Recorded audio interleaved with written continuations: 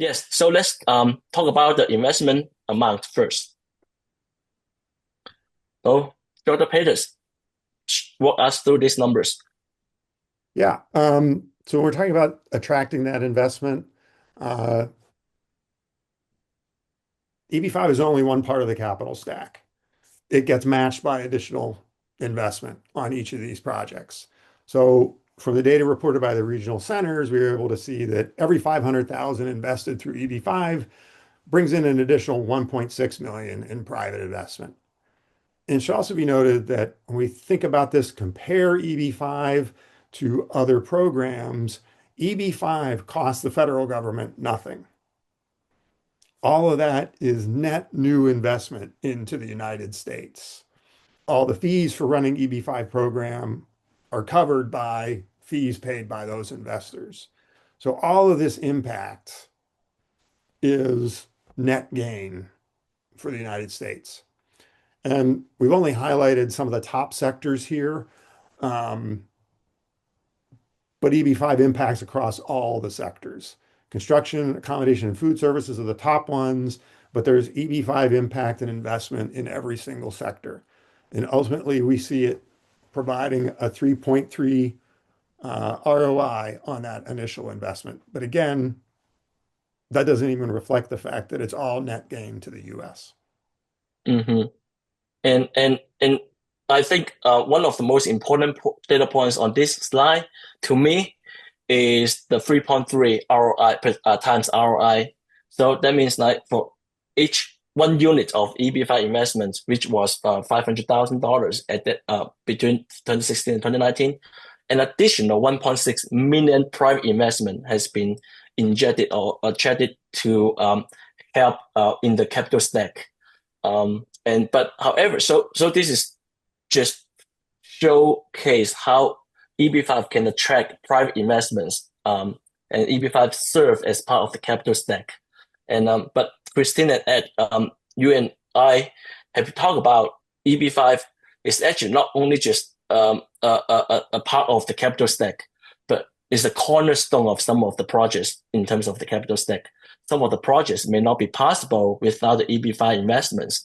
I know you both are in EB-5 for a very long time. Can you just like talk about in your past, right? Have you seen any projects without EB-5 that is not possible? I think certainly Jerry mentioned earlier the Great Recession. I mean, there are definitely been times of economic crisis in the United States where there were qualified shovel-ready projects. A considerable investment had already been made in getting in pre-development costs and approvals and everything else. And as banks and other lenders really tightened the credit that they wanted to put out there, EB-5 has consistently stepped in as a source of capital to make these projects happen. I think during that time, again in 2020, 2021, even as the program was, struggling, you had redeployment coming in and playing a role in that as well. So in those moments, the side effect is that EB-5 becomes better known, more acceptable as a form of viable capital in everyday projects, not just marginal or projects kind of hard to finance. They become a form of mainstream financing. So I really have seen over the years periods of time where EB-5 becomes much more popular. In looking back over the years and where we started, where you had to really explain what EB-5 was, and that was a legitimate program, to times now where people are coming up to you and say, "Oh, you're an EB-5. I've heard about that. I've seen that in other projects." It's just it blows my mind a little bit to see how much it just shows how much impact it's had that it's entered the mainstream consciousness. I will say that we've definitely had projects. 2007, 2008, it was a very difficult time. Lots of projects saw their term sheets from banks dry up and disappear. And so there were a lot of private projects that EB-5 really made happen, which I truly believe helps the economy move on and grow instead of contract. We definitely had a project actually with the state of Pennsylvania. They were on the precipice of expanding their convention center in Philadelphia. Even things that are very reliable, like bond financing, at that time were in jeopardy. And so EB-5 ended up stepping in The governor at the time even said that EB-5 made that project happen. So, these are great stories to share, but at much more minute levels, you see these kinds of you see EB-5 really playing a role enabling projects that really fuel the economy in periods of economic contraction. So it just speaks that even that there's just it's a huge impetus in the U.S. economy. Yeah, if I can just, Christine, you just had me go down a little bit of memory lane and think about 2007, 2008. And that's when I really began my career with EB-5 and really what launched me to go and pursue my PhD in public policy, where I studied EB-5. But you're so right. During that time period, and I saw firsthand very qualified, shovel-ready projects lose financing. And then EB-5 not only was a reliable source of capital at that point, but also really a bit of an inspiration or hope. Like, okay, well, we lost funding from over here, but we do have additional financing mechanisms over here. And then on top of that, well, there's this job creation component, and that is a key function that we need in these neighborhoods.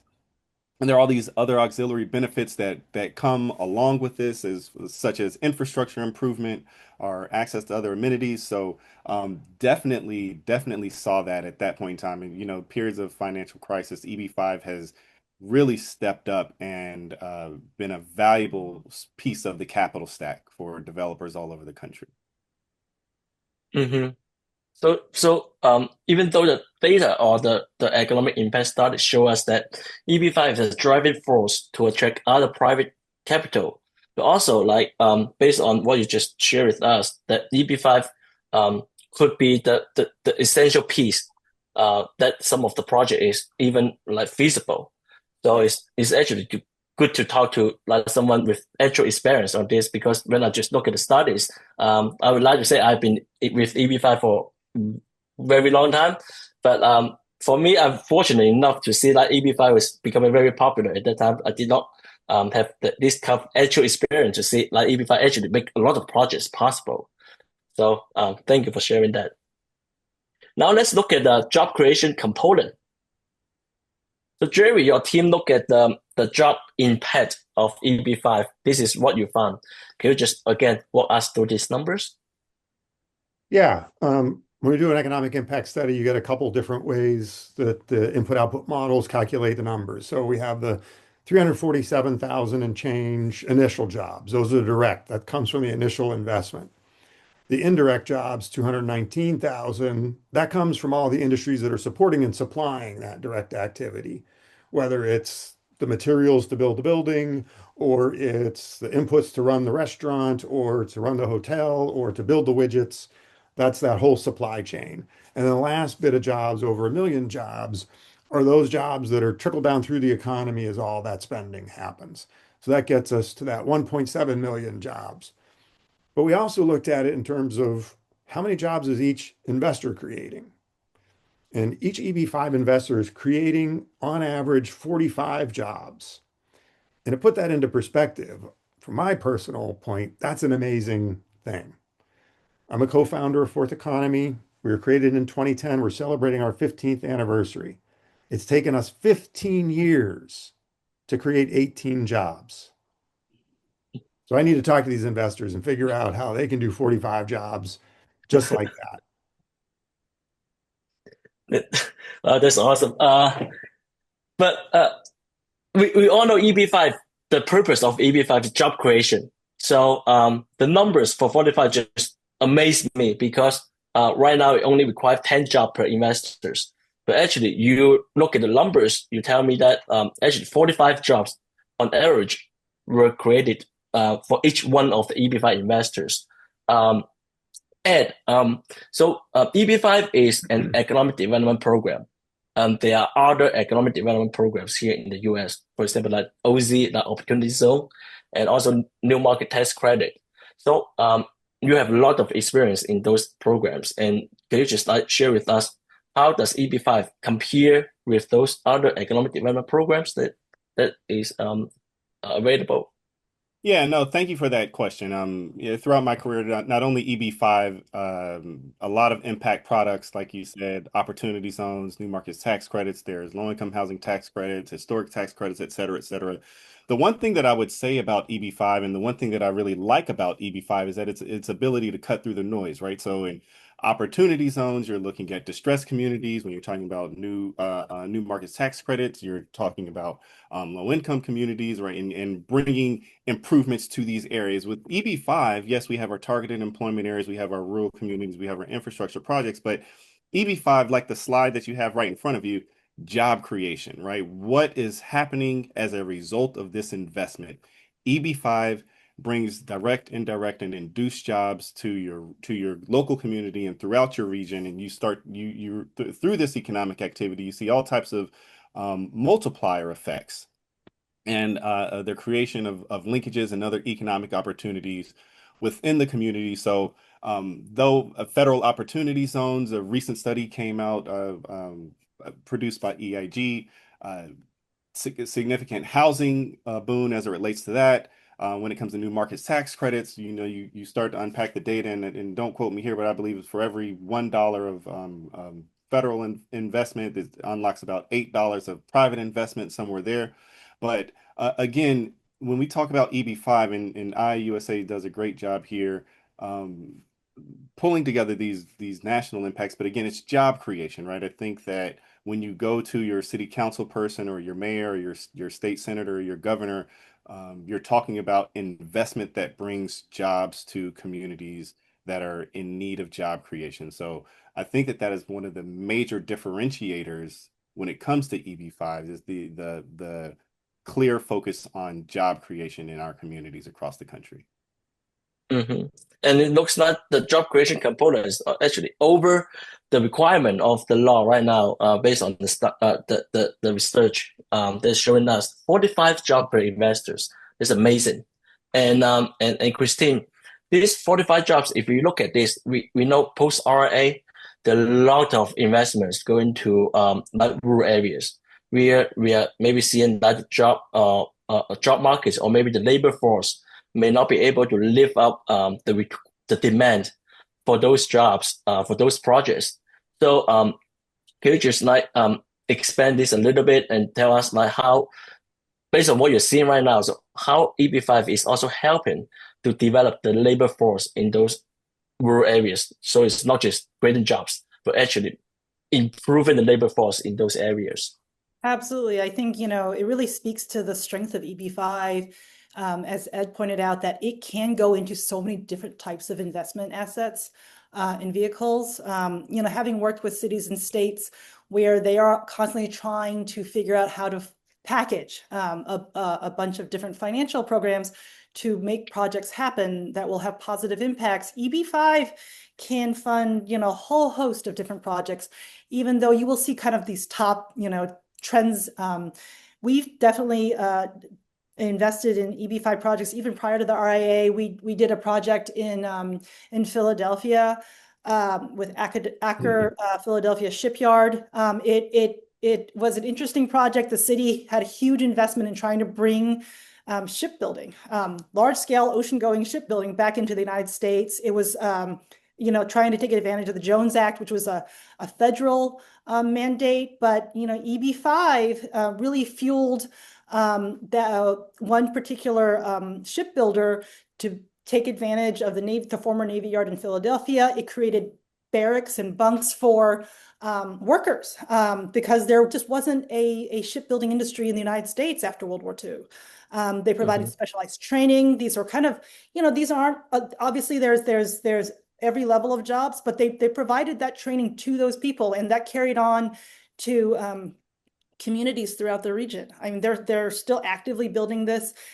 In some ways, you can say that the ambitions of the Jones Act couldn't have been realized without the additional stimulus created by EB-5. There was such a complementarity between what they were trying to do at a national level and what EB-5 has always been trying to do. I think that's even more so in the post-RIA environment, with such an emphasis on finding rural projects, which aren't your typical office buildings and multifamily projects. you're finding EB-5 money going into kind of more interesting special projects that those areas need, but maybe don't have training for. CANM has spent a lot of time looking into different types of infrastructure, again, complementarity with what those regions are trying to move forward. And there are state and federal incentives, but rural broadband has been an area of focus for us. A lot, ever since COVID, I think we all realized to be economically competitive, even small rural communities need to be connected. But finding the people who could fill those jobs wasn't easy. So many of these companies are actually building educational programs with local universities and colleges to make sure that that training is available. That might not have happened without such a big push for this industry in those regions. So, I think it's just really admirable to see how EB-5 can have impacts, not just in the 45 jobs per investor, but in the types of education, the types of training that can be brought into regions. And there's just new industries forming. So it's always, I think we'll see more and more of that. If we get around to doing a post-RIA version of this economic impact study, I think we'll see a really interesting patterns and trends. So. Absolutely. I hope Dr. Peters, you are ready for the next project. That may be able to help you to create more jobs for fourth economy. Also thanks to EB-5. Speaking of that, let's look at the economic impact from a different angle. The labor income, wages. So Jerry, please walk us through these numbers.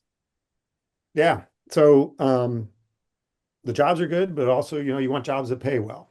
So when we look at EB-5, top line number is all those wages paid amounted to over $122 billion in wages for U.S. workers. To put that into context, okay, I'm a Pittsburgh guy, born and raised in Pittsburgh. So maybe I'm trying to relate things to the steel industry, but if EB-5 were an industry, that's the entire wages paid by the fabricated metal manufacturers. And if you don't know what fabricated metal manufacturers do, they're in almost anything that you own or have that has metal in it. So that's just saying like EB-5's contribution is a very significant contribution to the economy. Are they creating good jobs at almost $74,000 per job? Yes, these are pretty good jobs that EB-5 is creating. And also that this $74,000 per job may have different impacts in different states, right? Because we all know like making like $10,000 a year or $100,000 a year is different when you live in Manhattan versus when you live in, I don't know, Little Rock in Arkansas.